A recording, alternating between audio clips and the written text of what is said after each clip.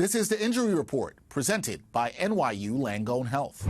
So earlier this season, New York Jets right tackle Morgan Moses had to miss 2 games with a knee injury that he suffered against the New England Patriots. And recently, Moses revealed the full extent of that knee injury. Now, according to Moses, he suffered a grade 2 MCL tear in his knee along with meniscus damage and a small fracture. So after missing 2 games, Moses, he returned to the starting lineup and is expected to start this week against the Cardinals. So let's talk about this injury, what it means for Moses and gangrene, and we'll do that on the latest edition of the Injury Report. Joining me to discuss is a sports orthopedic surgeon for NYU. His name is Kirk Campbell, and he joins me now.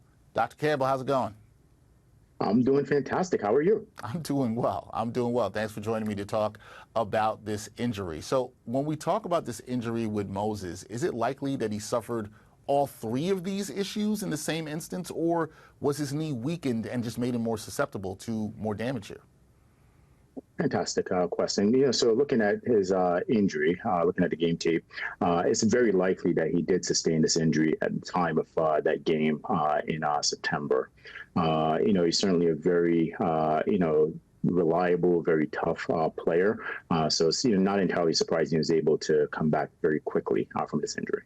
Yeah, and he's very tough. He's been an Ironman throughout his career. We've seen that time and time again. I think the other question that people are going to think of immediately when they hear this injury, Dr. Campbell, is how would he be able to play through all of that? And also, how would team doctors manage the pain? There's a lot of questions I'm throwing at you here, but is it easier for doctors to manage the pain since he's an offensive tackle and maybe not moving around as much as a running back would or a wide receiver? How is all this working out with him being able to play?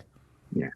So certainly much easier than a wide receiver or a running back, to treat an offensive lineman with a, MCL meniscus injury, but still certainly very challenging. Their training staff has done a really, really fantastic job of getting him back on the field.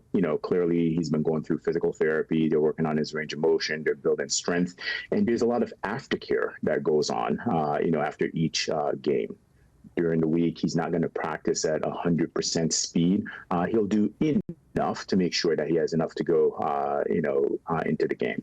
And that's what he's going to do to make sure he's ready for the game like this Sunday against the Cardinals.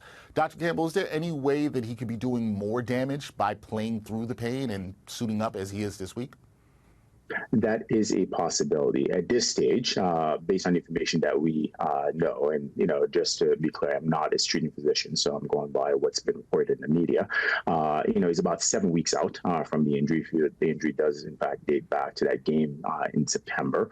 That's about the amount of time that it takes for an MCL injury in general to heal. We're not sure of the extent of the meniscus injury that he sustained, or the bone bruise, or the reported small fracture that he sustained. But the short answer is yes, it is a possibility that he may potentially be putting himself at risk for increased injury. But again, I'm sure they're doing as much as they can to mitigate those chances. Right, and one of the things you talked about is also, the way he's training during the week, and obviously not going at 100%. But if he stopped playing and he just decided to rest right now, how long would you estimate that recovery would take if he just said, hey, shutting it down, going to rest right now? How long would it take for him to be back at 100%? So the thing is, the most critical part of his recovery is essentially over. It's usually the first few weeks when we're most concerned, when it's more painful, at that stage. So the fact that he was able to play 2 weeks after, this injury was definitely a great, sign.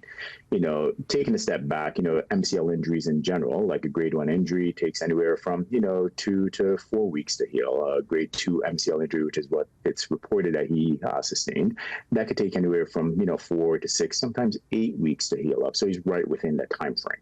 Right within the time frame there. And I think the last thing for me, Dr. Campbell, is when you look at everything that's going on with the knee here for him, is this something that you think would require surgery at some point? So we're not sure of the extent of the meniscus injury. That's the one thing that could potentially require, something in the off season, right? But right now, they're in the midst of a big push towards a playoff. They're sitting number 2, the AFC East. So I think, his focus, and as you alluded to, he's an Ironman. He's going to play through this injury, and in the off season, if needed, I'm sure they'll address the meniscus injury. Yeah, I'm sure they will. It's a very fascinating situation. I'm impressed that he's even able to play through this pain, as I think we all are here. We'll see how the recovery is for Morgan Moses. That is Dr. Kirk Campbell. He's a sports orthopedic surgeon with NYU, joining us here on the Injury Report. Dr. Campbell, thank you for the time. Appreciate you. Hey, thanks for having me. Always a pleasure.